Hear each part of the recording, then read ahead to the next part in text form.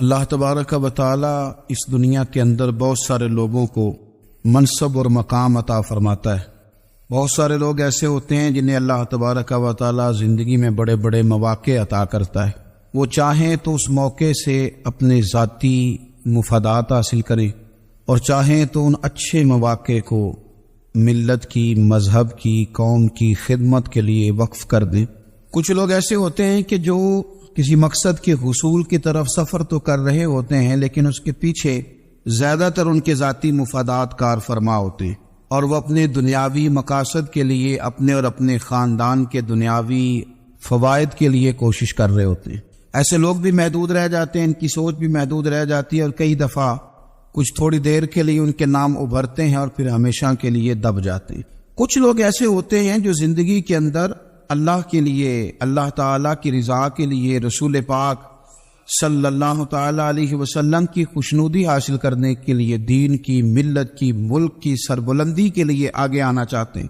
میرا رب کریم قرآن مجید سورہ حج میں ارشاد فرماتا ہے کہ الذین ان مکناہم فی الارض، کچھ لوگ ایسے ہیں کہ اگر ہم انہیں زمین میں اقتدار دیں، زمین میں اگر ہم انہیں قابو دیں تو وہ کیا کریں گے؟ اقاموا الصلاۃ و آتوا الزکوٰۃ، وہ نماز قائم کریں گے، زکوٰۃ ادا کریں گے، وامروا بالمعروف، نیکی کا حکم دیں گے، ونہوا عن المنکر، اور لوگوں کو بری باتوں سے منع کریں گے۔ وہ دینی، فکری، اصلاحی انقلاب برپا کر دیں گے، نماز کو عام کریں گے، زکوٰۃ کو عام کریں گے، بھلائی کا حکم دیں گے اور برائی سے منع کریں گے۔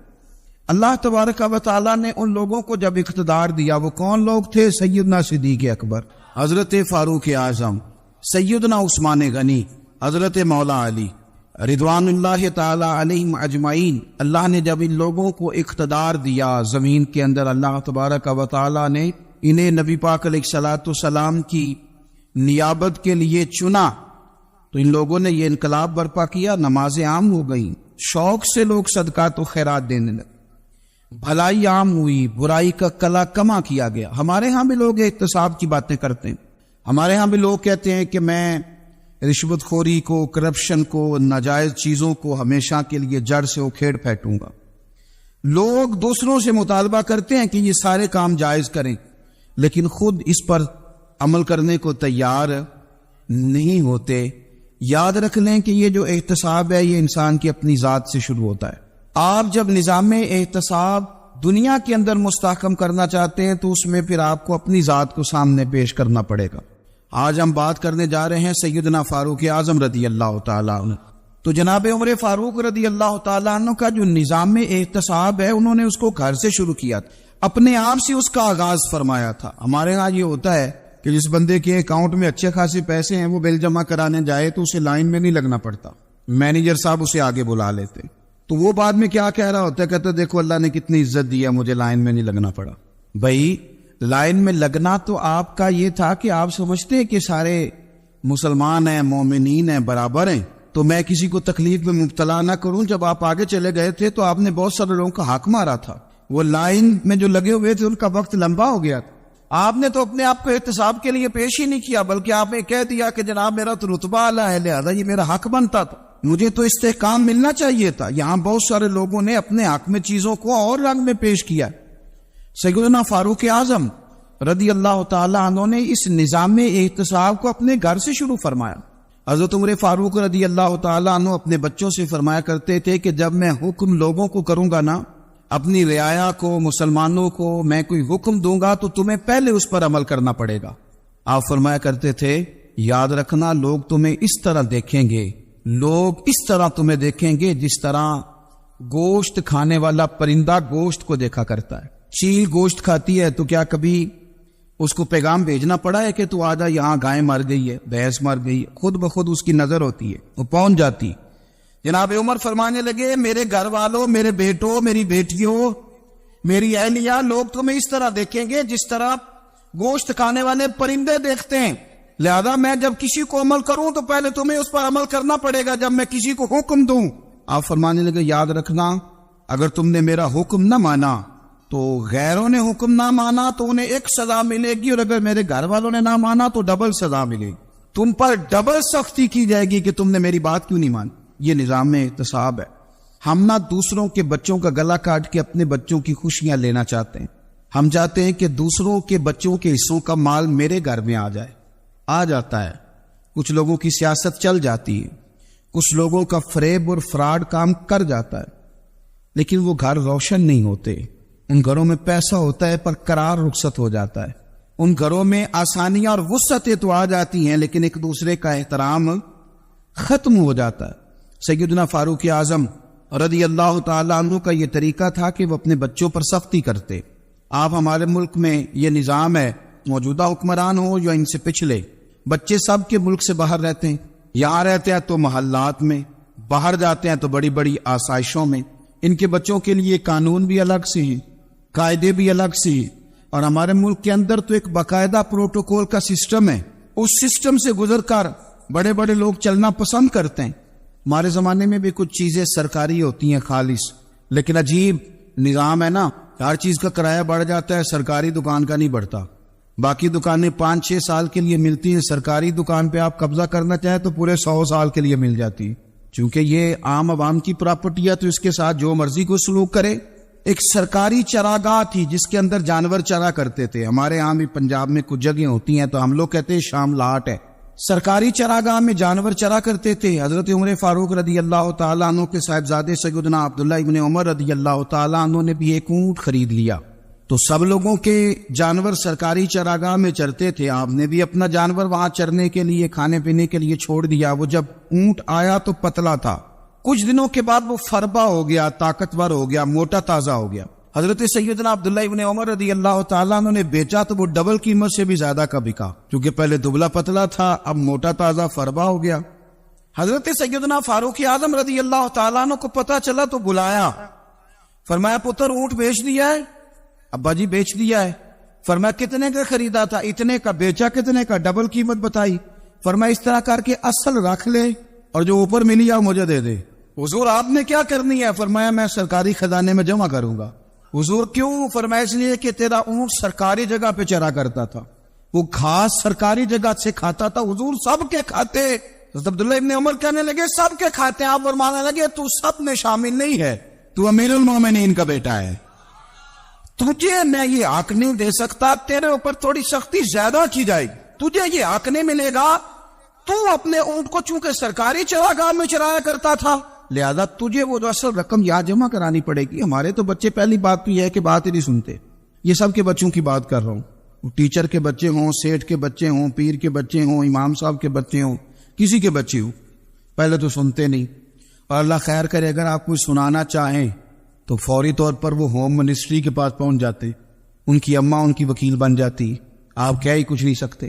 حالات رخ بدل جاتے. اس کا نقصان یہ ہوتا ہے کہ ان کو تراشا نہیں جا سکتا, ان کو ہیرے نہیں بنایا جا سکتا. ان کے اوپر کچھ ایسی میل کچیل چڑھ جاتی ہے جو بڑی عجیب و غریب ہوتی. اور کچھ لوگ ایسے ہوتے ہیں جو خرابی کرنے میں بھی اپنا کردار ادا کرتے ہیں, خرابی کرنے میں. اور بڑے لوگوں سے منسلک ہونے کے لیے لوگ رستے تلاش کرتے ہیں, رستے. میں چونکہ چیزوں کا مطالعہ کرنے کا بڑا شوقین ہوں, تو میری والدہ داخل تھی کئی سال پہلے ہسپتال میں, تو مجھے اس ہسپتال میں کچھ دن رہنا پڑا. ایک پرائیویٹ ہاسپٹل تھا, تو اس میں انہوں نے جگہ جگہ لکھ کے لگایا تھا ملازمین کو بخشیش نہ دیں, ہم ان کو بڑی اچھی معقول تنخواہ دیتے ہیں, سیلری بڑی عمدہ ہے, تو لوگ بخشیش نہ دیں. میں نے جو مینجمنٹ کے لوگ تھے ہاسپٹل کے, ان میں سے ایک سے میں نے کہا کہ اگر کوئی بندہ اپنی خوشی سے دینا چاہے تو آپ نے بڑا موٹا لکھ کے لگایا برائے مہربانی ان کو بخشیش نہ دیں. اس نے بڑی قیمت, سادہ آدمی تھا پر میری بڑی اس نے مجھے بات بتائی, مجھے نفع ہوا. کہنے لگے مولوی صاحب جب کچھ امیر لوگ اسپتال میں مریض لے کے آتے ہیں تو وہ صفائی والے کو پہلے ہی 500 روپیہ دکھا لیتے ہیں آتے ہی, پھر وہ جیسی آواز دیتے ہیں صفائی والے فٹافٹ اندر آتے ہیں, ان کا کمرہ صاف کرتے ہیں. تو سارے تو بیچارے اتنے مالدار نہیں ہوتے کہ آتے ہی پہلے کام والے کو 500 دیں. پھر نقصان کیا ہوتا ہے کہ یہ جن کی ذمہ داری ہے بہت ساری ڈیوٹیاں کرنے کی, یہ ڈیوٹی نہیں کرتے. یہ پلٹ کے ان کے طرف دیکھتے ہیں جن کے گھر سے سالن صحیح آتا ہے, ادھر ان کی توجہ زیادہ ہو جاتی ہے, جو نوٹ ان کو زیادہ دکھاتے ہیں, جو پھل لے کے آتے ہیں تو آدھا ان کو دیتے ہیں. تو ہم یہ کہتے ہیں یہ کام ہی نہ کرو, یہ اپنی تنخواہ پہ کام کریں تاکہ ہر آنے والے کا درد سمجھیں, ہر ایک کو یکساں یہ سروسز فراہم کریں. تو ہم یہ کام کرتے ہیں. ہم ایم پی اے کے اور کسی سے ہمارا تعلق نہ بنے تو ہم جناب اس کے ڈرائیور سے ہی تعلق بنا لیتے ہیں. ہم وہ جو آپریٹ کرنے والا ہوتا ہے ٹیلی فون، اسی سے بڑا تعلق بناتے ہیں، اس کو مٹھائی کا ڈبہ جلدی پہنچا دیتے. تو اسی طرح سے بڑے لوگوں کی اولادوں کو بگاڑا جاتا ہے. حضرت عاصم بن عمر رضی اللہ تعالیٰ عنہ، یہ سیدنا فاروق اعظم کے بیٹے تھے، مصر گئے تو لوگوں کو پتا چلا حضرت عمر کے بیٹے آئے. لوگوں نے تحفے دیے، بڑی بڑی چیزیں آپ کو دی. حضرت عمر کا بیٹا ہے، بڑے گفٹ دیے. تو صاحبزادے واپس آئے تو ان کے پاس بڑے تحائف تھے. سیدنا عمر فاروق رضی اللہ تعالیٰ عنہ نے دیکھا تو فرمایا ادھر لانا تحفے. کہا بڑی لوگوں نے مجھے دیے ہیں. فرمایا تو نے کیوں بتایا تھا کہ میں امیر المومنین کا بیٹا ہوں؟ کہا حضور ان کو ویسے ہی پتا چل گیا.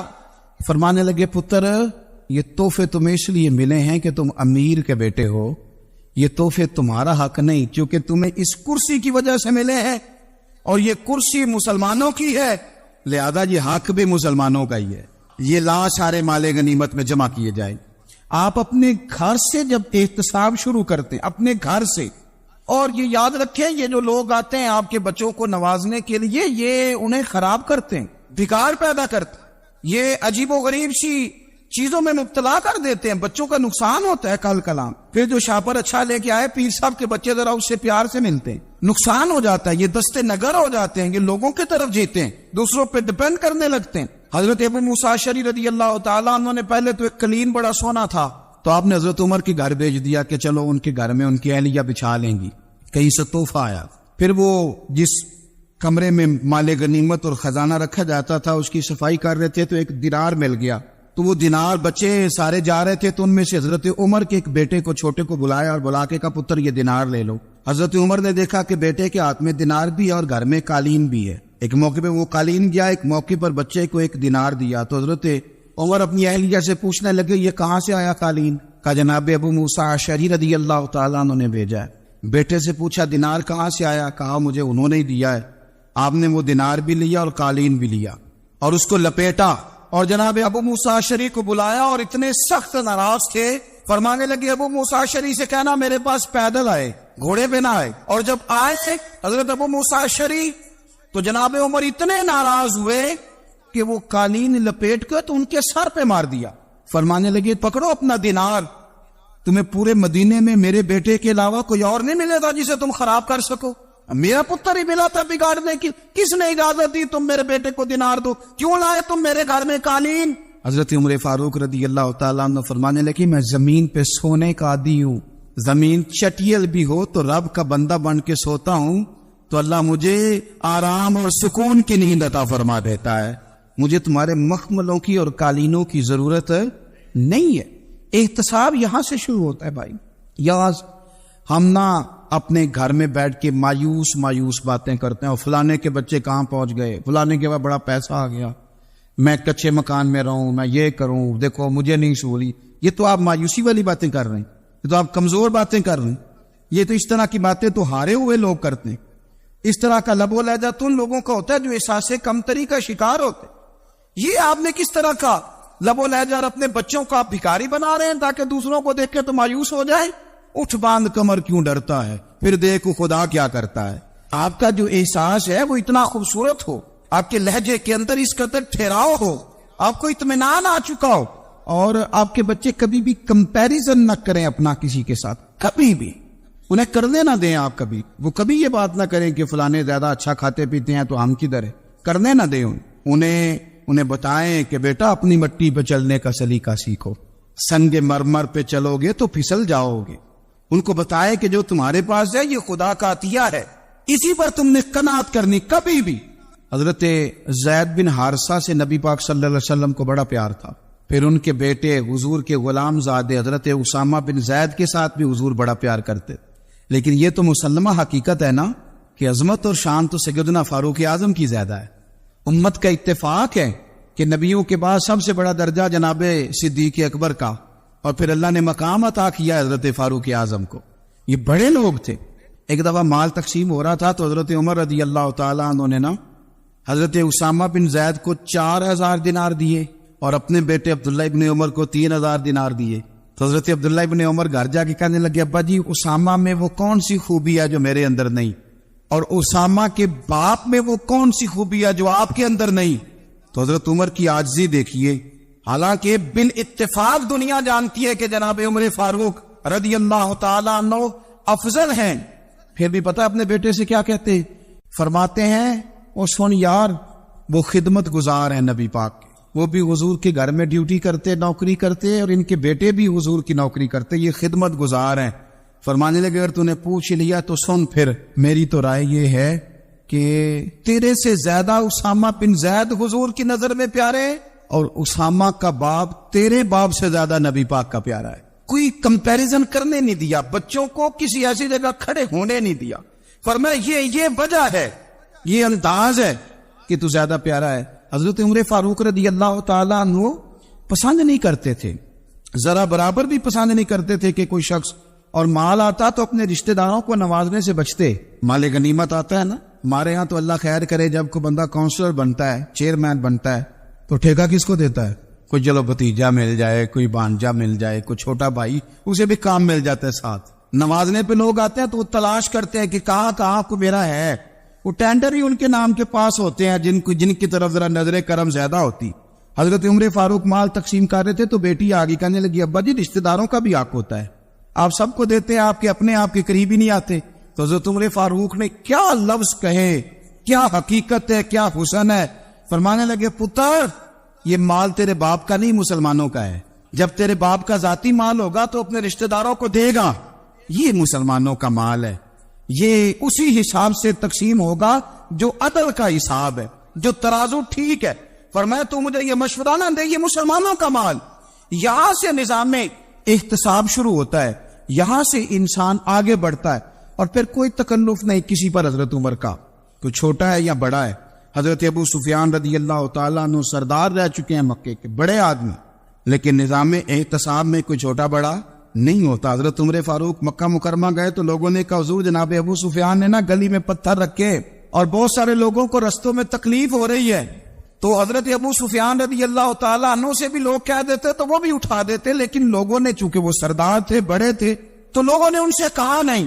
حضرت عمر جب آئے تو کہا تو جناب عمر نے پرواہ نہیں کی، خود آئے، جناب ابو سفیان سے کہا یہ پتھر آپ نے رکھے؟ کہا حضور ہاں۔ فرمایا یہ بھی اٹھائیے، یہ بھی اٹھائیے، یہ بھی اٹھائیے۔ جب وہ اٹھا رہے تھے تو حضرت عمر کہہ رہے تھے شکر نہیں اللہ کا کہ عمر کہہ رہے ہیں اور ابو سفیان مانتے جا رہے ہیں، شکر نہیں۔ یہ نظام احتساب ہے کہ بڑا ہو یا چھوٹا ہو، اس کو یہ حق حاصل نہیں ہے کہ مسلمانوں کو وہ کسی تکلیف میں کسی بھی صورت میں مبتلا کرے، کہیں بھی کسی جگہ بھی، اس کو یہ والی اجازت نہیں۔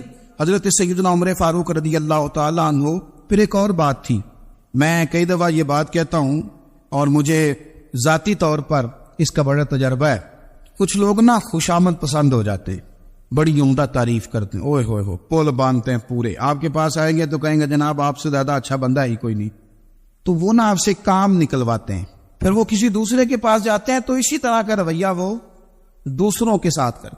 یہ عام لوگوں میں بھی مرض ہوتا ہے، عام لوگوں میں۔ اور بادشاہ وہ بندہ اگر پھر تو اس کا دل کرتا ہے میں اگر بادشاہ سلامت تو دو چار بندے دیہڑی پہ رکھ لوں پر میری تعریف ضرور کرے، پابندی ہوتی ہے، لوگ یہ کام بڑے شوق سے کرتے ہیں۔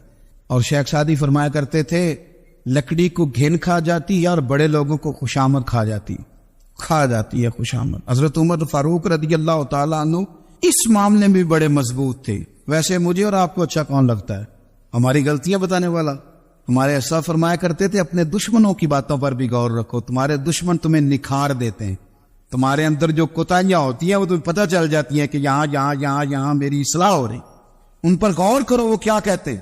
حضرت عمر فاروق کی تعریف کی ایک بندے نے، کمال تعریف کی، اس کا خیال تھا کہ رزلٹ بڑا شاندار آئے گا، بادشاہ کی تعریف ہوتی تھی تو پھر تھیلی جاتی تھی اشرفیوں کی، کمال رزلٹ آئے گا۔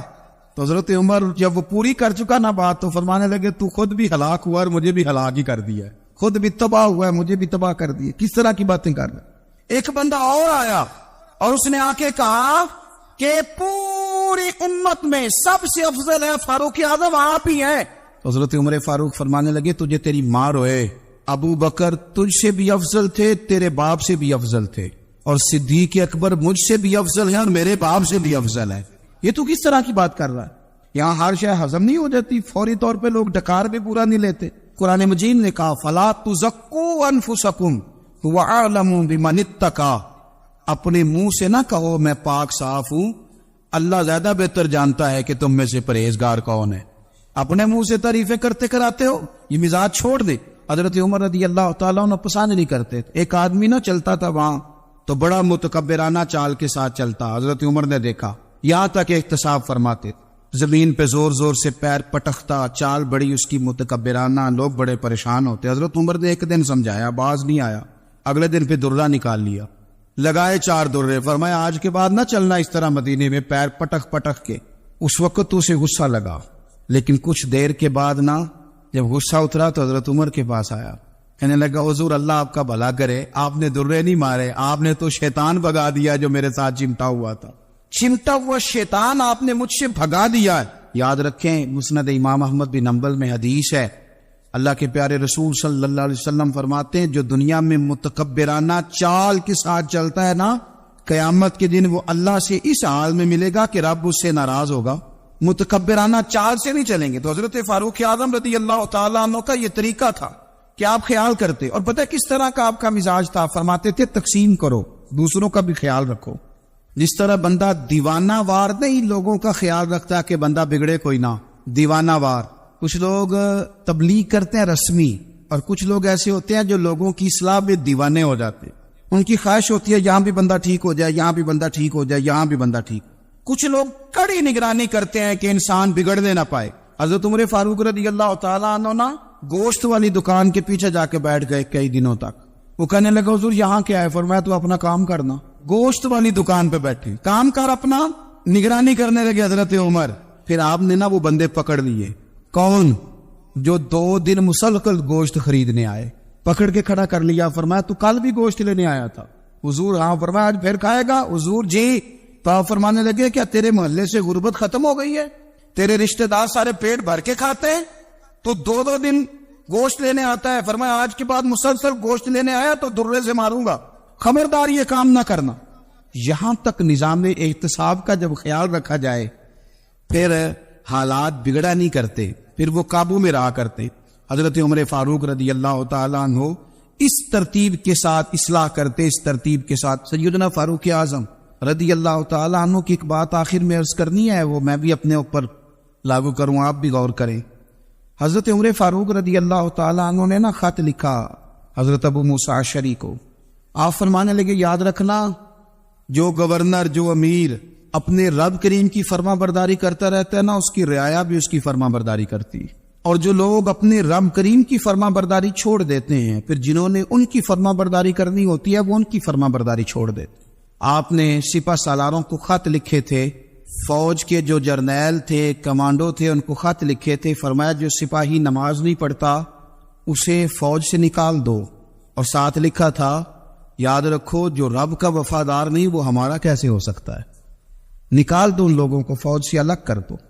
ہم آج جو بے پناہ پریشان ہیں، ہمارے بچے بات نہیں مانتے، شاگرد بات نہیں مانتے، ہم شکوے کرتے ہیں، بے ادبی بڑھ گئی۔ ادب کے ساتھ میں گزارش کروں گا بڑوں کی بارگاہوں میں، جو میری طرح کے بڑے بنے ہوئے ہیں، بزرگوں سے نہیں بات کرتا، ان سے میں کہوں گا کہ ہمیں ایک دفعہ اپنے اوپر بھی تو غور کر لینا چاہیے، کہیں ایسا تو نہیں ہے کہ ہم جب تک اللہ تعالیٰ کے فرما بردار تھے، جب تک ہم تقوی کے معیار پر تھے، ہماری بات ماننے والے ہماری بات مان رہے تھے، کہیں ایسا تو نہیں کہ ہم اس معیار سے ہل گئے ہیں تو اب جو ہمارے فرما بردار تھے وہاں سے ہل گئے۔ حضرت عمر رضی اللہ تعالیٰ عنہ فرمایا کرتے تھے کہ لوگوں کو عجب میں مبتلا نہیں ہونا چاہیے، خود پسندی کا جو ماحول ہوتا ہے اس سے لوگوں کو ہمیشہ نکلنا چاہیے۔ حضرت عمر کے ایک صاحبزادے نے کنگھی کر لی، اچھا لباس پہن لیا تو درہ مارا جناب عمر نے، تو آپ کی بیٹی کہنے لگی ابا یہ تو بالکل جائز ہے، اچھے کپڑے پہننا، اچھا لباس پہننا اور سر میں کنگھی کر لینا، اس پر درہ کیوں مار دیا؟ تو آپ فرمانے لگے بیٹا یہ خود پسندی میں مبتلا ہونے لگا تھا، یہ اپنے آپ کو بہت بھلا سمجھنے لگا تھا، اس کا خیال تھا کہ میں ہی ہوں، میرے علاوہ کوئی نہیں، یہ اس مقام پہ جا رہا تھا جہاں اس کی تربیت رک جاتی، اس لیے درہ مارا ہے۔ ایک دفعہ حکومتی معاملات کے اندر آپ کی اہلیہ نے مشورہ دینا چاہا، بڑے کام بیویاں نہیں کرتی، بڑے بڑے معاملات میں مداخلت نہیں کرتی۔ ہمارے بر صغیر میں وہ بادشاہ نہیں گزرا کہ جو فیصلہ کرتا تھا تو کرسی پہ بیٹھ جاتا تھا اور پردے کے پیچھے اس کی بیوی بیٹھ جاتی تھی، اور جب وہ فیصلہ سنانے لگتا تو یوں گردن پیچھے کرتا اور اہلیہ جو کہتی وہ فیصلہ سنا دیتا۔ لیکن ایک دفعہ خاتون نے ایک آدمی کو حضرت عمر نے معزول کیا تو آپ کی اہلیہ نے اس آدمی کی اہلیہ حضرت عمر کی اہلیہ سے ملی ہوگی، تو خاتون نے ذرا سفارش کرنی چاہیے، تو جناب عمر فاروق رضی اللہ تعالیٰ عنہ کے ہاتھ میں عصا تھا، ڈنڈا تھا، 2-3 دفعہ زمین پہ مارا، اور میں تمہیں کس نے اجازت دی ہے حکومتی معاملات میں مشورہ دینے کی؟ یہ مشورہ مولا علی دیں گے یا عثمان غنی دیں گے؟ آپ کو کس نے اجازت دی؟ وہ حکومتی معاملات، وہ مسلمانوں کا اجتماعی معاملہ، وہ مسلمان دیکھیں، آپ کو اس میں آنے کی اجازت نہیں ہے۔ جو آپ کی ذمہ داریاں ہیں، آپ کے حقوق ہیں، ان پر آپ بات کریں۔ تو بھائی نظام میں احتساب اپنی ذات سے شروع کریں۔ ہماری اولادیں، ہمارے بچے، وہ باہر سے انہوں نے زیادہ اثر نہیں لیا، ہم نے انہیں بتایا کہ ہم بڑے غریب ہیں، ہم بڑے مجبور ہیں، ہم تو بڑے کمزور ہیں، ہماری تو سنتا کوئی نہیں، یہ تو امیروں کا ملک ہے، اس میں تو فلانے کو اہمیت حاصل ہے۔ ان باتوں نے ہمارے بچوں کو کمزور کیا ہے، ان باتوں نے ہمارے بچوں کے دلوں میں احساس کمزوری پیدا کیا۔ آپ ان کو جینا سکھائیں، آپ ان لوگوں کو بتلائیں کہ رب کریم نے جو تمہارے لیے بہتر سمجھا وہ تمہیں اپنے فضل سے بڑا عطا فرمایا ہے۔ آپ ان کو ان کے مقام پر رہ کر خوددار اور قناعت پسند ہونا سکھائیں۔ آپ یقین کریں گھر امن والا بن جائے گا۔ بچے اگر بھنا ہوا گوشت کھا رہے ہوں اور پھر بھی لاڑی رہے ہوں کہ مسالہ میری مرضی کا نہیں، سٹائل میری مرضی کا نہیں، ٹیسٹ میری مرضی کا نہیں، یہ والا گوشت میں نے نہیں کھانا، یہ اس طرح کر کے بھنا ہوتا تو پھر میں نے کھانا تھا، وہ زیادہ خوفناک صورتحال ہو جاتی ہے۔ لیکن اگر ابا جی، اماں جی، گھر والے کھیتوں میں کام کر رہے ہوں اور بچے اچار کے ساتھ روٹی لے کے جائے اور بننے میں بیٹھ کے، پھٹے پہ بیٹھ کے وہ پھر کھانا شروع کریں، اور جب وہ اچار آئے اور وہ ایک دوسرے کو کہیں کہ آج تو 2 کلے ہو گئے میرے کام کے، اس دفعہ تو دیکھنا ہماری فصل کتنی شاندار ہوگی، ایک دوسرے کو دیکھ دیکھ کے وہ ہنسے اور مسکرائے اور ان کی باتوں میں لذت ہو، اور پھر وہ کہیں کہ آم بڑے اچھے مل گئے تھے، دیکھو اچار کتنا سونا آ گیا ہے، دیکھو یہ کہ کس قدر زیادہ اچھا ٹیسٹ ہے، تیل بھی بڑا اچھا ہے، گل بھی بڑے وقت پہ گیا ہے۔ آپ یقین کریں یوں لگتا ہے کہ کائنات کی سب سے بہترین روٹی یہ لوگ کھا رہے ہیں۔ یہ سوچ حضرت عمر نے ہمیں دی ہے۔ حضرت عمر کا بیٹا مصر گیا، وہاں سے کمائی کر کے لایا، تجارت کرنے گیا، لاکھوں کا مال۔ کون سا باپ ہے دنیا میں جس کا بیٹا باہر سے پیسے لے کے آئے تو ابا تفصیل پوچھے کہ بیٹا کہاں سے کمائے، کہاں سے لایا، کتنے ملے، کیوں آئے؟ کون سا باپ تفصیل پوچھتا ہے؟ ابا تو کہتا لا صحیح اور طریقے کرتا ہے، میرا بیٹا بڑی کمائی کرتا ہے۔ کبھی پوچھا ہے اس سے کہ ڈیوٹی صحیح دیتا ہے کہ نہیں؟ کبھی پوچھا ہے کہ تو ایمانداری کی روزی لاتا ہے کہ حرام کی کماتا ہے؟ یہ باپ کی ذمہ داری ہے، یہ اماں کی ذمہ داری ہے۔ پھر کہتا ہے بیماری کیسے آ گئی، پریشانی کیسے آ گئی؟ تو نے کبھی سوال کیا اپنی اولاد سے؟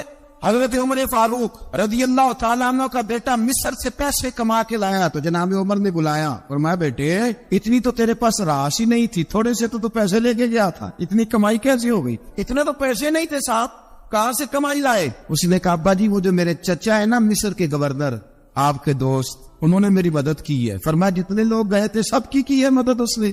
کہا نہیں صرف میرے کی۔ فرمایا تیرے کیوں کی؟ کہا حضور آپ کے دوست ہے۔ فرمایا چپ کر، حضور انہوں نے مجھے اتنے پیسے دیے، میں نے کاروبار میں ڈالے تو نفع آیا تو میں ان کی رقم دے کے۔ فرمایا خاموش ہو جا، باقی جتنے لوگ گئے تھے سب کی مدد کی اس نے؟ کہا نہیں حضور صرف میری کی۔ فرمایا اس نے تیری مدد نہیں کی، اس نے خلیفہ کے بیٹے کی مدد کی، اس لیے کہ وہ خلیفہ کو اپنے حق میں نرم کر سکے۔ فرمایا آدھا مال تیرا ہے، آدھا مال غنیمت کا ہے، مال خزانہ کا ہے، مسلمانوں کا ہے، اس لیے کہ تو جو وہاں سے مال کما کے لایا ہے وہ اپنے باپ کے خلیفہ ہونے کی وجہ سے کما کے لایا ہے، لہذا رکھ ادھر۔ یا کہتے ہیں کدھر سے آیا، کیسے آیا، کون سا حساب دے، کیا کرے؟ او بھائی حضرت عمر رضی اللہ تعالیٰ عنہ کا اپنی اولاد کے بارے میں یہ رنگ ہے۔ ایک جنگ سے نا خوشبو آئی، خوشبو بڑی مہنگی ہوتی تھی، عرب میں خوشبو آج بھی بڑی مہنگی ہے، وہ زیادہ استعمال کرتے۔ میری باتوں کی سمجھ آ رہی ہے میرے بھائی میں؟ بڑی مہنگی خوشبو تھی۔ جب وہ خوشبو آئی تو حضرت عمر نے کہا، گھر میں پہلے پہنچی حضرت عمر کے، چونکہ زیادہ عورتیں استعمال کرتی تھی گھر کے اندر خوشبو، مرد بھی لگاتے۔ حضرت عمر نے اپنی بیوی سے کہا، آپ کی زوجہ تو تھی وہ بڑی خوشبو کو پسند کرتی۔ حضرت عمر نے اپنی زوجہ سے کہا کہ خوشبو لاؤ، میں نے ایک عورت کی ڈیوٹی لگائی ہے، وہ خوشبو تول کے نا تو حصہ برابر صحابہ میں بانٹ دے گی۔ تو آپ کی زوجہ کہنے لگی کسی بی بی کی ڈیوٹی لگانے کی کیا ضرورت تھی، میں جو موجود تھی میں بانٹ دیتی ہوں تول کے حصہ برابر۔ آپ نے فرمایا نہیں تو رہنے دے، فلانے بی بی بانٹے گی۔ حضور میں نے بھی بانٹنی ہے، میرے پہ کچھ حق ہے؟ آپ نے فرمایا نہیں تو تفصیل نہ پوچھ، تو خوشبو دے دے، کوئی اور بانٹے گی۔ خاتون خانہ تھی نا، کہنے لگی نہیں مجھے بھی آج آپ کو بتانا ہی پڑے گا کہ کوئی جو بانٹ سکتی ہے تو میں کیوں نہیں بانٹ سکتی؟ زوجہ کہتی عمر نے بات کی تو میری چیخیں نکل گئیں. حضرت عمر فرمانے لگے جب تو خوشبو بانٹے گی نا تیرے ہاتھوں کو بھی لگے گی, تیرے دوپٹوں کو بھی لگ جائے گی. اگر رب کریم نے مجھ سے سوال پوچھا کہ عمر خوشبو تو مسلمانوں کی تھی, تیری بیوی کے دوپٹے کو کیوں لگ گئی, تو میں اللہ کے حضور کیا جواب دوں گا؟ اگر اللہ نے یہ سوال کیا کہ تیری بیوی نے کیوں لگائی, وہ تو حصہ تھا مسلمانوں کا, تو نے تیری بیوی نے کیوں لگائی؟ تو فرمایا میں نہیں چاہتا کہ اللہ کے حضور مجھے اور تجھے باز پرس ہو, لہذا کسی اور کو بانٹنے دے.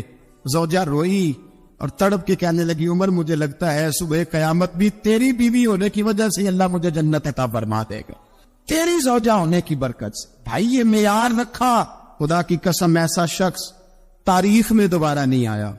اتنا بڑا آدمی, اتنا بڑا شخص, اتنا بڑا آدمی, اور پھر رنگ یہ ہے کہ عمر 22 لاکھ مربع میل کا حکمران, اور کھجور کے درخت کے نیچے مٹی کا ڈیلا لے کے سو گئے ہیں, پرواہ کوئی نہیں, کوئی مسئلہ ہی نہیں.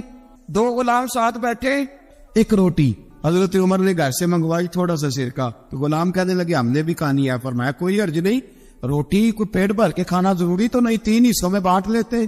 ایک آدمی آیا ہوا تھا مصر کا رہنے والا ملنے کے لیے, اس نے پوچھا عمر کدھر ہے, تو کہا وہ ادھر جاؤ مسجد میں بیٹھے ہوں گے, اور واپس آیا تو کہنے لگا وہاں تو 3 غلام بیٹھے, ایک روٹی بانٹ بانٹ کے کھا رہے ہیں, لگتا ہے کئی دنوں سے روٹی نہیں ملی. کہا 3 غلام تو کوئی نہیں, وہاں 2 ہی تھے, تیسرے تو میرے میں نہیں تھے. اس نے کہا نہیں 3 غلام ہیں, کپڑے بھی ایک طرح کے پہنے ہوئے, بلکہ 2 کے تو پھر صحیح ہے, تیسرے کے تو زیادہ مارے ہیں. کپڑے بھی ایک طرح کے, کھانا پینا بھی ایک طرح کا, اور ان کا نشست برخاست بھی ایک طرح کی ہے, لہذا کوئی فرق نہیں.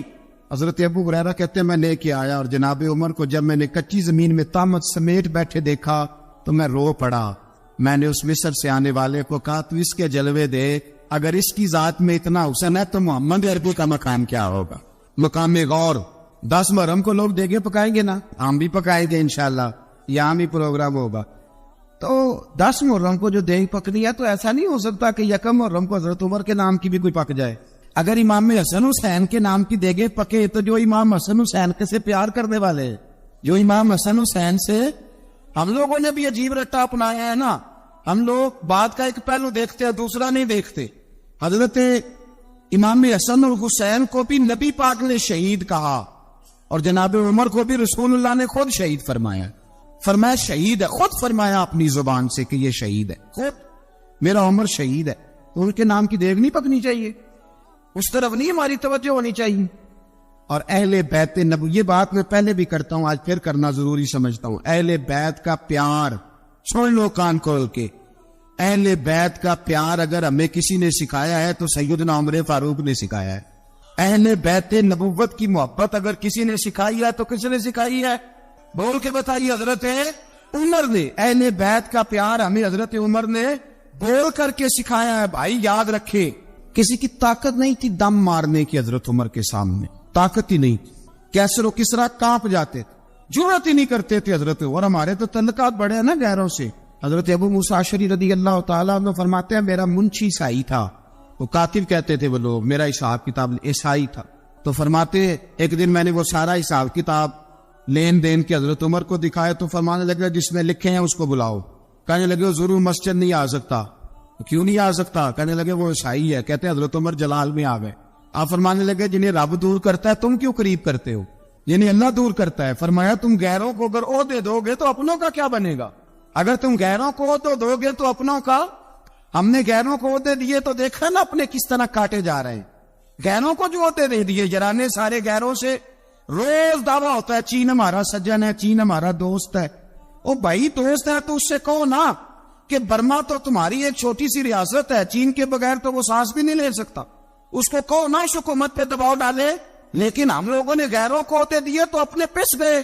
حضرت عمر کہتے تھے ذمی کا ہم ادب کریں گے. ذمی کافر کا ہم, ایسا کافر جو مسلمان ریاست کو قبول کرے, بدامنی نہ پھیلائے. ایک آدمی کو آپ نے دیکھا آنکھوں سے نابینا ہے اور بھیک مانگ رہا ہے, تو حضرت عمر کو نظر آ گیا. فرمایا کون ہو؟ اس نے کہا میں یہودی ہوں. فرمایا بھیک کیوں مانگتی ہو؟ کہا جب تک تندرست تھا مسلمانوں کو جزیہ دیتا تھا, بوڑھا ہو گیا ہوں کیا کروں. حضرت عمر نے گھوڑے کی پشت پہ بٹھایا, کافر کو گھوڑے کی پشت پہ بٹھایا اور بٹھا کے مدینے لائے. حضرت علی شیر خدا وزیر خزانہ تھے. فرمایا علی اس کا وظیفہ جاری کرو. کہا یہ کون ہے؟ فرمایا یہ یہودی ہے لیکن یہ ہمیں جزیہ دیتا رہا, بوڑھا ہو گیا بیچارہ, بھیک مانگنے پہ مجبور ہے, ہماری حکومت کے اندر رہتا ہے, اس کا پورا وظیفہ جتنا خرچہ اتنا وظیفہ لگاؤ. حضرت علی کہتے ہیں میں وظیفہ لگا رہا تھا اور وہ میرے نبی کا کلمہ پڑھ رہا تھا, وہ رسول اللہ کا کلمہ پڑھ رہا تھا. یہ مزاج, یہ نہیں کہ کافر. حضرت عمر نے گورنروں کو خط لکھے تھے کہ زبردستی کسی کو مسلمان نہیں کرنا, جہاں ان کی عبادت گاہیں بنی ہو تو گرانی نہیں, کوئی مندر کوئی گرجا ضائع نہیں کرنا.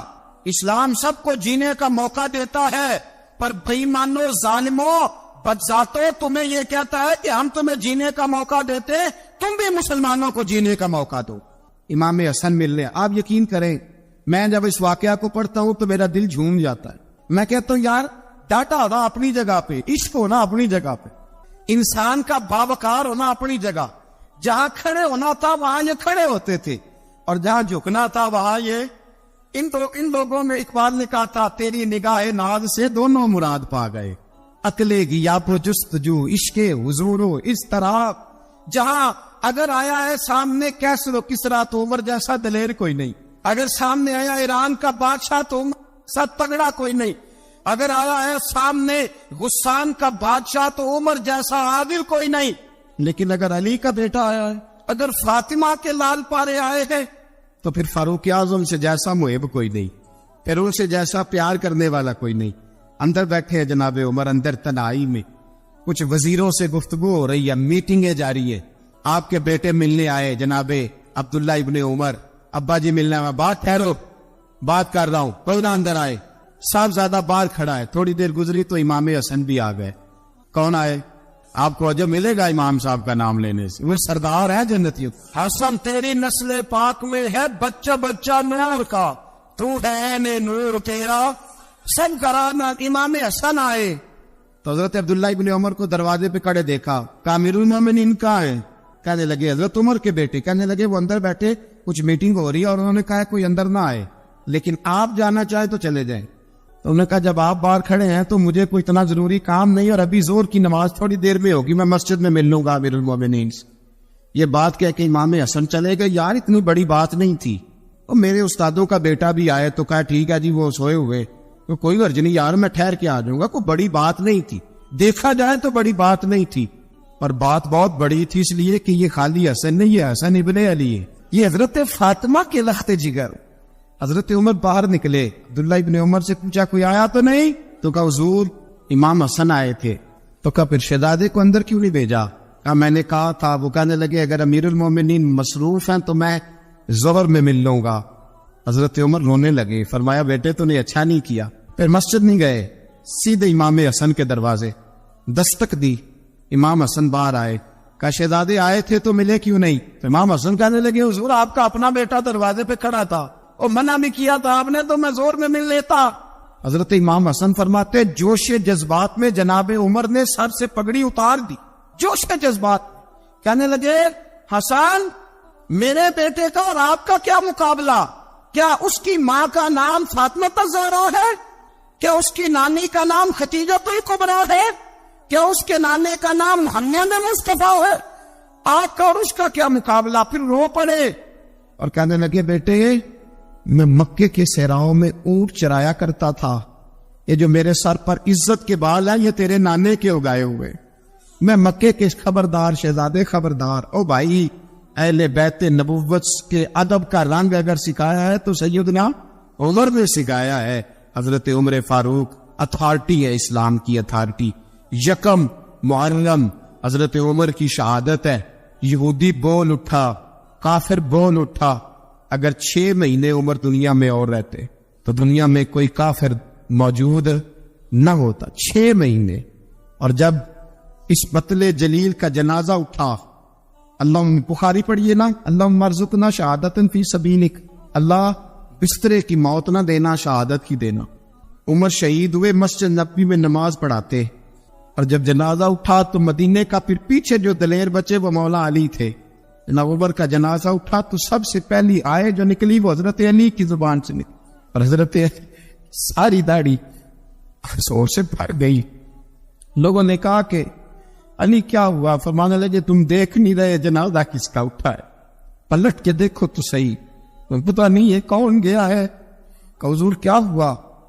آپ فرمانے لگے عمر اس طرح کے کام کر کے گیا ہے، اب ان کے رستوں پہ کون چلے گا؟ کون اس کے جگر راہ وفا میں نقش ایسے چھوڑ آیا ہوں، میں جس منزل سے گزرا ہوں وہ اب تک یاد کرتی ہے۔ حضرت علی حضرت عمر کے جنازے پہ کھڑے ہو کے کہتے ہیں اللہ مجھے اس طرح کے عمل کرنے کی توفیق دے جس طرح کے عمر کر کے گیا۔ میرے بھائی قتل عزیز، قتل حریت، حضرت عمر رضی اللہ تعالیٰ عنہ جو اپنی زندگی انقلاب والی گزار کے گئے۔ عمر جب دنیا سے گئے تو 80 دینار کا قرضہ تھا، 22 لاکھ مربع میل کا حکمران، اور اپنے بیٹے سے کہنے لگے بیٹے کوشش کرنا تیرے خاندان والے مل کے میرا قرضہ اتار دے، میری قبر پہ بوجھ نہ رہے، اور اگر خاندان والے مدد نہ کریں تو میرے دوستوں سے بات کرنا، وہ مدد نہ کریں تو پھر علی سے بات کرنا۔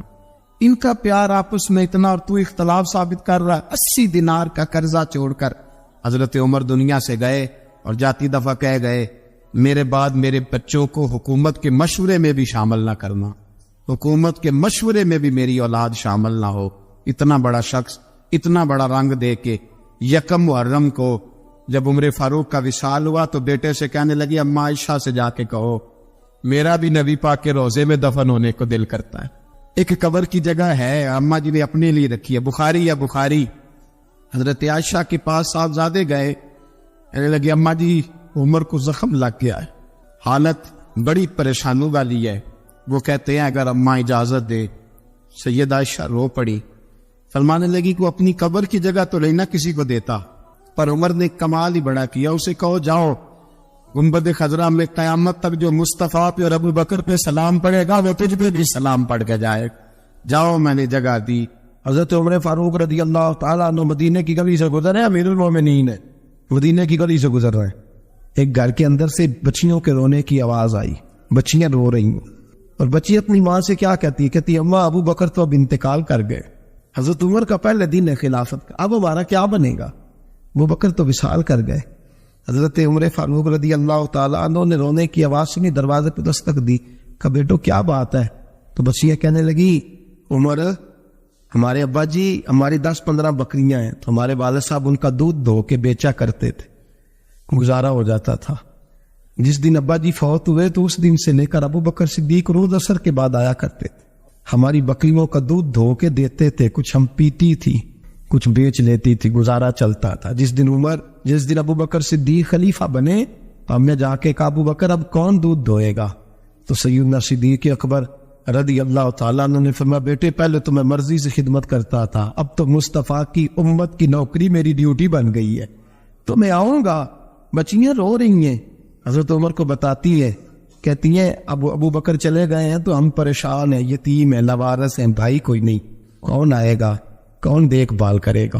حضرت عمر فاروق گھٹنوں کے مال زمین پہ بیٹھ گئے، ان چھوٹی چھوٹی بچیوں کو سینے سے لگایا، فرمانے لگے میں ابو بکر کا کیا کروں، میرے لیے رستے بڑے مشکل کر گیا ہے، میں اس کے کس بادشاہ وقت ہو کے وہ غریبوں کے گھروں میں آ کے ان کی بکریوں کا دودھ بھی دھوتا تھا، امیر المومنین ہو کے یہ رنگ بھی تھا، پر میں بیٹیوں فکر نہ کرنا، جب تک عمر زندہ رہے گا، عمر آتا رہے گا، یہ نوکری کرتا رہے گا۔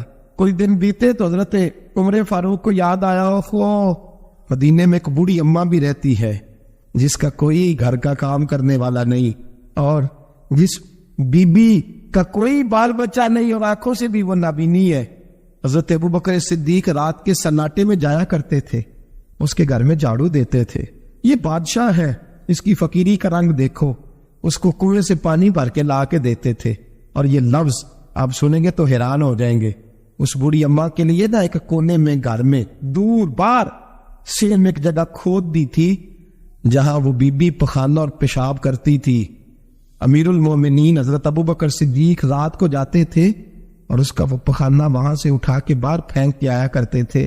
اس عورت نے پیغام بھیجا کہ عمر سے کہو میری بھی ڈیوٹیاں تو نہیں سر انجام دینی ہے۔ عمر فاروق ساری رات کام کرتے، سناٹا گہرا ہوتا، جھاڑو دبایا بغل میں، اور عمر فاروق نکلے ہوئے، اس بی بی کے گھر میں جھاڑو دیا جا رہا ہے۔ حضرت انس بن مالک فرماتے میں نے آخری عمر میں بھی اس بوڑھے عمر کو دیکھا ہے، اس بڑھاپے میں بھی میں نے اس شخص کو دیکھا ہے کہ جب وجود کمزور ہو گیا، داڑھی سفید ہو گئی، لیکن پھر بھی اس کا انداز نہیں بدلا۔ اس نے ساری زندگی بادشاہی میں فقیری کر کے گزار دی، یہ پھر بھی کسی کے گھر میں جھاڑو دیتا ہے، کسی کی بکریوں کا دودھ دھوتا ہے، یہ کسی غریب میرے دوست یہ۔ اور جب سیدنا فاروق اعظم رضی اللہ تعالیٰ نے خطبہ دینے بیٹھتے تو کپڑے پھٹے ہیں، پیبند لگے ہیں، مزاج سادہ ہے، بڑا مال آیا ہے، بڑا مال، لیکن تقسیم کر دیا۔ اور یہی انداز آگے اپنے گورنروں کو دیا۔ حضرت سعید بن عامر رضی اللہ تعالیٰ عنہ آپ کے گورنر ہیں، حمص کے گورنر ہیں۔ جب لسٹ آئی نا غریبوں کی، حضرت عمر نے کہا کہ حمص کے جتنے غریب لوگ ہیں ان کی لسٹ بنا کے بھیجو، ان کو چندہ لگانا ہے۔ تو 17ویں 18ویں نمبر پر حضرت سعید بن عامر کا نام بھی آ گیا، گورنر صاحب کا۔ تو حضرت عمر نے سوچا شاید کوئی اور سعید بن عامر ہے، فرمانے لگے یہ کون ہے؟ جس کی ڈیوٹی لگائی تھی اس سے کہنے لگے یہ سعید کون ہے؟ تو کہا حضرت جی ہمارے صوبے کا گورنر۔ تو فرمایا اس کی لسٹ فقیروں میں؟ فرمانے لگے پتہ نہیں آپ نے کیا رنگ بھر کے بھیجا ہے، مہینہ مہینہ یہ شخص درختوں کے پتے کھا کے گزارا کر دیتا۔ کہ یہ میں فرشتوں کی کہانیاں نہیں سنا رہا آپ کو، میں آپ کو جنات کی جہار میں بالا کی باتیں نہیں، اس دھرتی پہ بسنے والے، اس دھرتی پہ وقت گزارنے والے میرے رسول پاک کے تیار کردہ ہیروں کی باتیں عرض کر رہا ہوں۔ حضرت عمر گئے ایک دفعہ، کہا مجھے بتاؤ تمہارا گورنر کیسا ہے؟ تو حمص کے لوگ کہنے لگے ہمیں اپنے گورنر سے 4 شکایتیں۔ کون کون سی؟ کا پہلی بات تو یہ ہے کہ گورنر صاحب کو چاہیے فجر کے وقت آئے، یہ سورج نکل آتا ہے تو باہر آتے ہیں گھر سے، آپ کہہ کے تو دیکھیں کسی معمولی سرکاری ملازم سے بھی، پھر آپ دیکھیے آپ کا کیا بنتا ہے۔ کہا یہ سورج نکلتے وقت آتے ہیں۔ دوسری شکایت یہ ہے کہ دن کو ملتے ہیں رات کو نہیں ملتے۔ تیسری شکایت یہ ہے کہ مہینے میں ایک دن ملتے ہی نہیں گورنر صاحب۔ چوتھی شکایت ہے کہ روتے ہیں، کبھی کبھی اتنا روتے ہیں کہ بے ہوش ہو جاتے ہیں۔ حضرت فاروق اعظم نے کھڑا کر لیا، فرمایا سعید تیری شکایات آئینہ کا حضور حکم۔ فرمایا سنا ہے، پہلے تو فجر کے وقت آ جاتا تھا لوگوں کے مسائل سننے، اب تو سورج نکلتے وقت آتا ہے۔ کہا حضور بیوی بیمار ہو گئی ہے اور گھر میں نوکر تو ہے کوئی نہیں، تو میں سویرے اٹھتا ہوں تو پہلے ناشتہ بناتا ہوں، بچوں کو کھلاتا ہوں۔ اس عورت نے 35 سال میرے ساتھ وفا کی ہے، اب چارپائی پہ ہے تو میں اس کے منہ میں لقمے ڈالتا ہوں۔ کہا اسے کھانا کھلا کے جب وہ دعا دیتی ہے تو پھر نکلتا ہوں۔ تو کہا سنا ہے تو ہفتے میں ایک دن ملتا ہی نہیں، مہینے میں۔ کہنے لگی حضرت جی جب مدینے سے آیا تھا تو ایک کرتا اور ایک تامد ساتھ لایا تھا، مجھے آج 2.5 سال ہو گئے ہیں، میں نیا لباس نہیں خرید پایا۔ میں نے عرض کی میں اس دھرتی پہ بسنے والے لوگوں کی داستان سنا رہا ہوں۔ کہا میں اپنی تامد دھو کر خشک ہونے کو ڈال دیتا ہوں، اسے آدھا دن لگ جاتا ہے، خشک ہوتی ہے تو تامد پہن کے قمیض دھو لیتا ہوں اور پھر قمیض ڈال دیتا ہوں۔ حضرت جی سارا دن بیت جاتا ہے تو باہر نہیں آ پاتا۔ حضرت عمر فاروق کی گردن جھک گئی، کا سنا ہے تو رات کو ملتا ہی نہیں، یہ لفظ کہے تو حضرت سعید بن عامر کہنے لگے یہ میرا راز تھا، آپ میرے امیر نہ ہوتے تو کبھی فحش نہ کرتا، دن میں نے بندوں کے لیے رکھا ہے، رات اپنے رب کے لیے رکھی ہوئی ہے۔ میں رات کی تنہائیوں میں اپنے کریم کی بارگاہ میں جاتا ہوں اور میں سارے دن کے گناہوں کی معافی مانگتا ہوں، میں اپنی غلطیوں کی تلافی کا سوال کرتا ہوں، اس کے حضور جاتا ہوں، اسے دکھڑے سناتا ہوں، رات میری اس کے لیے بیت جاتی ہے۔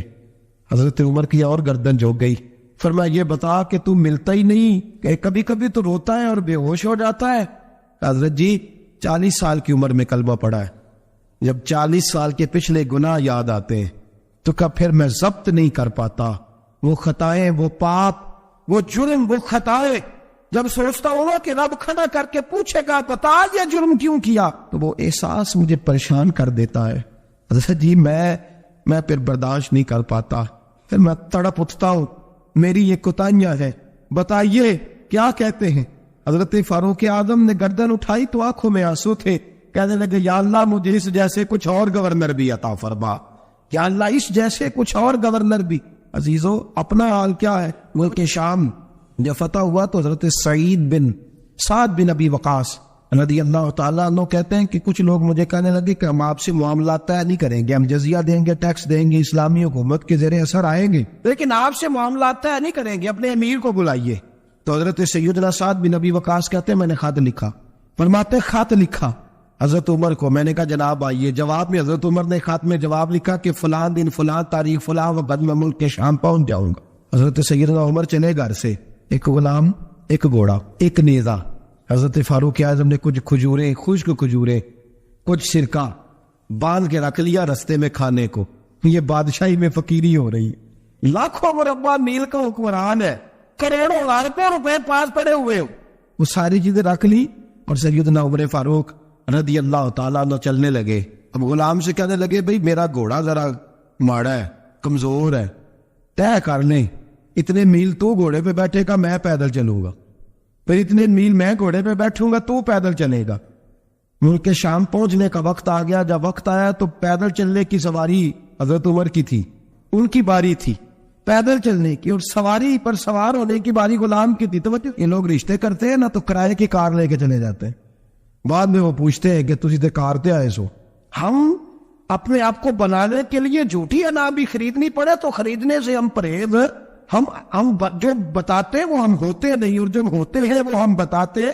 حضرت سیدنا عمر فاروق رضی اللہ تعالیٰ عنہ سواری پہ غلام ہے, خود پیدل ہے, اور حال کیا ہے, بارش ہوئی تھی تو کچھ پانی کھڑا تھا چھوٹے چھوٹے جوہڑوں میں, چھوٹے چھوٹے تالاب بنے ہوئے تھے, پانی کھڑا تھا. تو حضرت عمر فاروق رضی اللہ تعالیٰ چمڑے کے جوتے پہنے, وہ جوتے دونوں اتار کے تو بغل میں دبا لیے. حضرت سعد بن ابی وقاص فرماتے ہیں اسی بغل میں نیزہ رکھ لیا اور تامت تھوڑا اونچا کر لیا کہ پانی سے چلنا ہے, اور غلام کو گھوڑے پہ بٹھایا ہے اور گھوڑے کی لگام پکڑی ہے تو یوں پیچھے رکھی ہوئی ہے. اور حضرت سیدنا فاروق اعظم رضی اللہ تعالیٰ عنہ آ رہے ہیں. غلام کہنے لگا حضور لوگ دیکھ رہے ہیں, مہربانی کرے بیٹھ جائیں. فرمانے لگے نہیں باری تیری ہے, تو ہی بیٹھے گا. اس نے کہا حضور نہیں وہ تو ٹھیک ہے, کوئی باری فرض تو نہیں نہ ہو گئی, آپ مہربانی کریں آپ آ جائیں, ذرا لوگ آ رہے ہیں. فرمایا تمہیں کہا تھا. غلام کا تھا میں نے تیسری دفعہ کہا تو حضرت عمر نے جلال سے دیکھا, اور جناب عمر کا جلال تو زمین کانپنے لگ جاتی تھی. کہتے ہیں کہا حضور آپ آ جائیں, تو کہتے تجھے کہا ہے نا چپ کر کے بیٹھا رہے. کہتے ہیں میں گھوڑے پہ ہی کانپنے لگا. غلام اب حضرت سعد بن نبی وقاص کہتے ہیں سورج غروب ہو رہا تھا, شعائیں پانی میں پڑ رہی تھی. حضرت عمر پانی سے, میں نے غور سے دیکھا تو دوڑا گیا. جا کے نا بچے نہیں مشورہ دیتے ابا جی کو, ابا جی آج نہیں خریدا, دور بدل گیا جی. کہتے میں دوڑا گیا اور جا کر کے حضرت سیدنا عمر فاروق کو کہا حضور مہربانی کریں, ٹھیک ہے آپ کی درویشی سے کون آگاہ نہیں, وزیر کھڑے ہیں, سفیر کھڑے ہیں, بڑے بڑے عمراء, بڑے بڑے ملکوں کے حکمران ہیں, آپ مہربانی کریں یہ تام ذرا نیچا کریں, اور جوتا پہن لیں, اگر خراب ہو گیا تو اللہ نیا بھی دے دے گا, اور مہربانی کرے ذرا غلام کو کہے نیچے آ جائے. حضرت عمر کہنے لگے تمہیں کیا تکلیف ہے؟ کہا حضرت جی وہ وزیر مشیر کھڑے ہیں, یہودی ہے, عیسائی ہے, نجرانی ہے, وہ بڑے بڑے مذاہب کے بڑے بڑے ملکوں کے, آپ کا بڑا نام سنا ہے. حضرت سیدنا سعد بن نبی وقاص فرماتے ہیں میرے ساتھ اتنا ترش رویہ حضرت عمر کا پہلے کبھی نہیں ہوا. کہتے ماتھے پہ شکن آیا اور کہنے لگا تجھے تیری مار ہوئے, ان 4 لوگوں کے لیے میں اپنے نبی کا طریقہ چھوڑ دوں, ان 4 دنیا داروں کے لیے نبی پاک کا طریقہ چھوڑ دوں. فرمانے لگے سر سے پگڑی اتاری حضرت عمر نے جلال میں, فرمانے لگے میرے سر پہ جو بار ہے نا یہ مجھے کسی دنیا دار نے نہیں دیے, یہ ساری عزتیں مجھے آمنہ کے نام دے عطا فرمائی ہے, اور میں ہوں محبوب کا طریقہ ان 4 لوگوں کی خاطر چھوڑ دوں. فرمایا قرآن کہتا ان اللہ یامر بالعدل والاحسان, جب میں نے خود عدل کا تقاضا یہ رکھا ہے کہ کبھی وہ بیٹھے گا کبھی میں بیٹھوں گا, باری اس کیا تو میں کیسے بیٹھ جاؤں.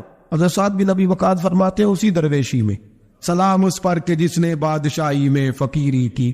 کہتے ہیں اسی درویشی میں حضرت عمر پہنچے تو جو پہلے ڈرا کرتے تھے جب حضرت عمر آئے تو انہیں کامتے بھی دیکھا, رونے اور بڑھ گیا, ان کے دلوں کے اندر حضرت عمر کا دبدبا اور بڑھ گیا, اور میرے کانوں میں کہنے لگے سعد پہلے سنا تھا لیکن دنیا سچی کہتی ہے, جو حال محمد اور محمد کے غلاموں کا ہے صلی اللہ علیہ وہ دنیا میں دوسرا کوئی حاصل کر سکتا. آج ہمارے پروٹوکول, ہمارے دبدبے, ہماری انا پرستیاں, ہمارے دعوے, ہمارے طریقے, میرے عزیزوں لوگ ہمیں آ کے مثال دیتے ہیں, کہتے ہیں یورپ کی فلاں گلی میں یہ ہوتا ہے. میں نے کہا وہ گردے راہ کو نہیں پہنچ سکتے, یہ ساری چیزوں تو میرے مصطفیٰ کے غلاموں سے حاصل کی ہیں لوگ, ہم نے چھوڑ دی, غیروں نے اپنا لی. خدا را اپنی زندگی میں تبدیلی لائیں, درویشی, سادگی, بے تکلفی, یہ زندگی حسین ہوتی ہے, یہ زندگی سکون والی ہوتی ہے, یہ زندگی اچھی ہوتی ہے, یہ فرحت اور تازگی والی ہوتی ہے. اپنے آپ کو ان تکلیفوں اور آلائشوں میں مبتلا نہ کرے. اگر اللہ مال دے، عزت دے، دولت دے، اللہ تعالیٰ نفاست عطا کرے تو پھر اپنے آپ کو سادہ کریں، آزاد کریں، کھلی ہوئی کتاب بنا کے اپنے آپ کو رکھیں. مجھے ایک بچہ کہنے لگا حضرت جی جب بھی آتے ہیں آپ کہیں بیٹھے مل جاتے ہیں، ہم کسی کو لا کے کہتے ہیں جناب حضرت جی بڑے مصروف ہیں اور آپ یہاں آگ تاپ رہے ہیں جلا کے، مہربانی فرمائیں. میں نے کہا یار 2-4 دن تو بن سور کے بیٹھنا بندے کے لیے آسان ہوتا ہے، سارا دن ملمہ سازی کر کے رکھنا اتنا آسان کام ہو تو ویسے بھی بندہ جو ہو وہ نظر آئے تو اس کے لیے زیادہ بہتر ہوتا ہے، جو ہو وہ دکھائی دے، وہ زندگی آسان ہو جاتی ہے، بہتر ہو جاتی ہے. اور ویسے بھی جو کھلی ہوئی کتاب ہوتی ہے اس میں لوگ مشکوک نہیں ہوتے، جو بندی ہوئی ہوتی ہے نا اس میں لوگوں کو خبر نہیں ہوتی کہ نہ جانے یہ کیا معاملہ ہے. میرے عزیزو اپنے آپ کو بے تکلف بنائے. بے تکلف سے مراد یہ نہیں کہ جیسے بے تکلفی ہم نے ایک غلط چیز کا نام بے تکلفی رکھ دیا ہے کہ جو آدمی بات پہ ٹھٹھا کرے، بات میں مذاق کرے، وہ بے تکلف ہوتا ہے. یہ تو بے تکلفی اسلام اس کو پسند ہی نہیں. بے تکلفی سے مراد یہ ہے کہ جھوٹی انا نہیں بنائے، جھوٹے معاملات اپنے گرد نہیں اوڑے. اپنی اگر اللہ آپ کو بہت زیادہ مال و دولت دیتا ہے تو جتنا وہ مولانا رومی کہتے ہیں جتنا ٹہنی پہ پھل زیادہ لگتا ہے نا اتنی وہ ٹہنی جھک جاتی ہے. جو اکڑی ہوتی ہے سمجھو وہ خالی ہوتی ہے. اگر آپ پھلدار ہیں تو پھر آپ کو جھکے، پھر آپ کو با اخلاق ہونا چاہیے، با محبت ہونا چاہیے، پیار والا ہونا چاہیے.